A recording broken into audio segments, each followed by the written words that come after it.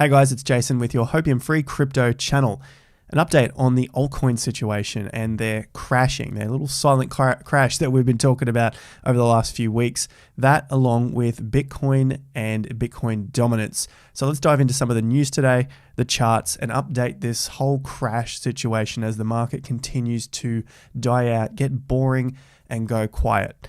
So remember what to do first. Hit that subscribe button. There are plenty of you that haven't subscribed yet and are watching the videos. Like the video up, hit that bell notification icon as well. Follow me on Instagram and Twitter, daily Q&As, and of course, the free investor newsletter, which you can find a link to down below. Let's dive in. If you're just joining the party now, the last couple of weeks, we've been talking about altcoins bleeding out. And it's not a dip that I'm looking to buy for many, many reasons. You can check out these videos here over the last few days, plus over the last week or two, we've been looking at that specifically of the altcoin against its Bitcoin value, not only its USD value, but its Bitcoin value. The whole idea here is to reduce risk. And if you want to understand that a little more, definitely go and check out these last couple of videos, which I go into a lot of depth on and give you a bit of a guide, of laid out plan as to how I see the markets. And so altcoins looking here to continue falling. It's not a FUD title. If you see those guys in the comments, they haven't understood the video. They don't understand what it is they're doing, and they probably shouldn't be in the space if they consider every piece of news to be FUD. So just be aware of those, especially if you're new in the space and you're wondering what it's all about. Let's discuss it right now. So what I'm looking at here is Total 2. You can use TradingView. Link to this is down below. This is to check the charts out. Essentially, we're just looking at the data. As I've talked about many times before, don't let the facts influence your FUD. It's your own thoughts in your mind when you are claiming someone else is fudding, that old mudder fudder out there. So really just take a step back and think about what you're about to write or think. Look at what the chart's telling us. We are now bumbling around on our 50% zone of our total of Total 2. So this is our COVID crash, the China pandemic crash, and this is our current top set back in May. Now we're hitting around this 50% level. We do have it on log, doesn't really matter. And we're finding some support at the moment, but again, volume's drying out, and this is going to be the same for the rest of the charts. You can see the volume drying up in the markets. You can see it drying up on YouTube, Twitter. Views are down, comments are down, likes are down, subs are down. This is all part of the market sentiment, which I fortunately have a very close insight to. Obviously being on YouTube, I can see those analytics come through time and time again. You can also check this for yourself. Just go through some of the main channels that you follow and look at the views over the last few days to few weeks and months. You can see how much it has plummeted. And I'll probably do another video on this, but it's really the worst thing that retail can do. They get bored. They're not gambling. Their gambling tokens aren't making money, so they leave the space. They come back when things get exciting again because they're used to the emotions getting all fluttered and jittered because they don't have a plan. Their plan is to put their money where their emotions tell them to do it. The old gut feel, when they haven't basically programmed their gut feel. They haven't taught their gut feel what it actually means. And you're only going to get this from being with the market long term. It could be years, it can be months, but you need to be with it and have a plan to understand what that gut feel actually is. So this is what we're seeing. We're seeing retail leave the space, and I suspect we'll probably break down here over the next few days or weeks. And my next targets, I've got my alerts set just in case that happens, are at the 61% drop from the high. This is our fib level, our fib retracement. But if you're going to measure it from here, somewhere around a 60% drop down to about that $600 billion mark, which has come in for support back in March. So that's what I'm seeing with altcoins. For Bitcoin itself, we've got total, which includes all of the market cap of Bitcoin and all of the cryptocurrencies. Whereas Total 2, which we just looked at, that's just the altcoins, everything except Bitcoin. And so if this thing falls down as well, this is the 50% zone that we've been looking at, our 1.34. But if this crashes through to the next support zone, that's about at $1 trillion market cap for the total cryptocurrencies. So I think that could be a pretty reasonable level to expect it to fall, especially this volume. You can just see it just drying up and drying up. And this doesn't look like a chart that is ready to get going just yet.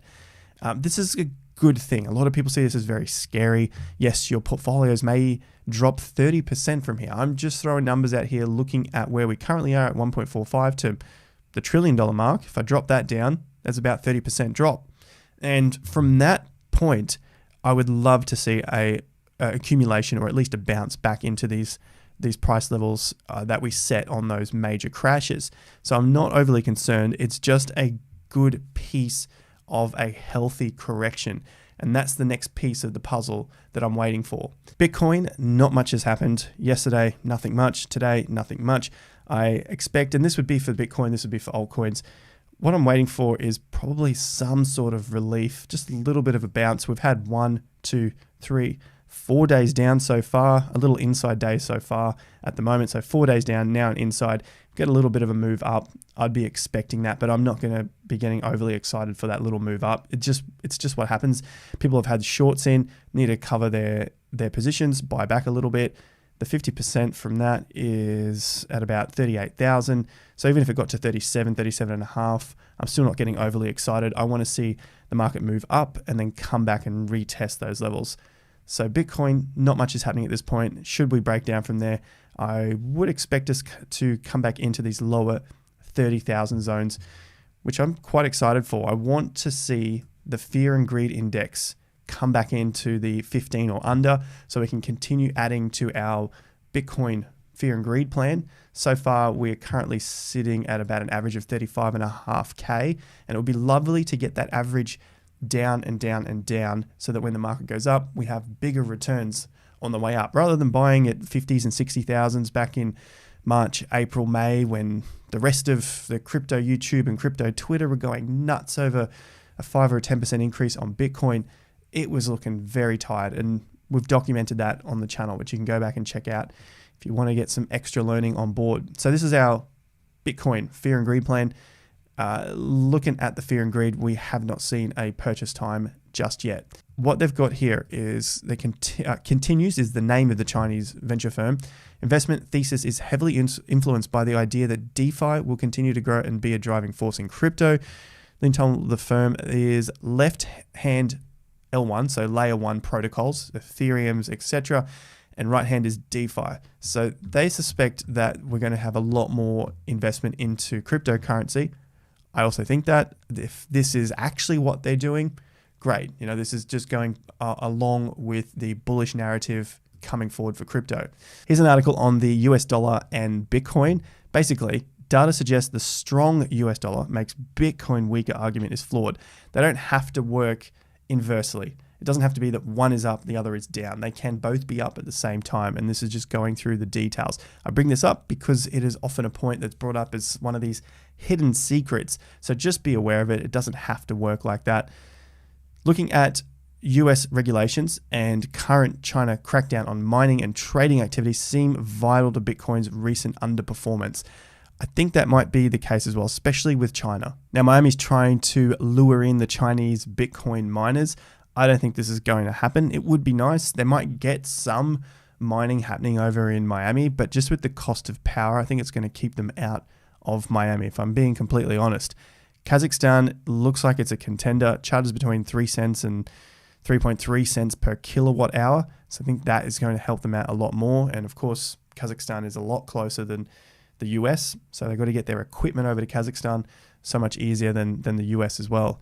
I think that's a big one to keep in mind, especially if the whole narrative starts to shift towards Miami as a Bitcoin mining city. I highly doubt it, especially with the heat in Miami. Nonetheless, I think this is very good news. This is much better news in my opinion than having to try and cart everything to Miami and get in there. Kazakhstan, I think if they see this opportunity, they could very much take it. They've got a lot of power over there. I think this is going to be pretty good news, and this is going to be the stuff that we will see before it actually comes to the mainstream. So you start to see these guys getting into Kazakhstan or maybe neighboring countries. That's what I'm holding out for. That's what I'm looking for in the news. More good news. 98% of hedge fund CFOs expect to invest in cryptocurrencies by 2026. This is from a study, and the study is from Intertrust Group. It's not just a made-up study. Hedge funds will increase their cryptocurrency allocations to 7%. So a recent study revealed, according to a new survey from Intertrust, we just saw that, nearly 20% of CFOs believe their organizations will allocate at least 10% of all holdings in various digital assets. That's pretty big news, even if they get half of that. They're saying it now. Maybe they did this study back in February, March, when everything was going absolutely nuts, and now these CFOs are scared and they don't, and we get half of it. That's still pretty big numbers, considering we weren't even expecting these sort of numbers only 6 to 12 months ago. Another piece here, 90% of British independent financial advisors would never recommend digital assets to clients. We've seen this before, and eventually they flip. And we know that financial advisors generally don't know that much about investing or financial advice. I'm just saying, I've heard it, I've seen it myself. You guys can let me know if you've actually gone to see a financial advisor and what have they advised you and how that has worked out for you. I'd love to hear that in the comments down below. Of course, just my opinion. I hope no one gets too triggered over that. But we've seen this before, of financial advisors saying no to cryptocurrency. Then when it's hot, they'll advise it. And that's the completely wrong way to go about investing. 29% of crypto investors in the UK check their balance every day, study finds. So people in the UK are more interested in Bitcoin and crypto today than any other year, including 2017, which was an extremely hot year. So they're more interested in it today. And this was a recent survey as well. So the survey, as I've looked at here, published 17th of June, very recent, that shows that about 78% of adults have now heard of cryptocurrency. 4 in 5 people, I was going to say 80 out of 100. So we've got a lot of people looking at cryptocurrencies. More than 2.3 million people in the UK hold or have owned cryptocurrency at some point. Again, pretty decent numbers for people who have actually taken the step to be buying cryptos. This is only increasing, and that is the trend that we're seeing. We do need corrections.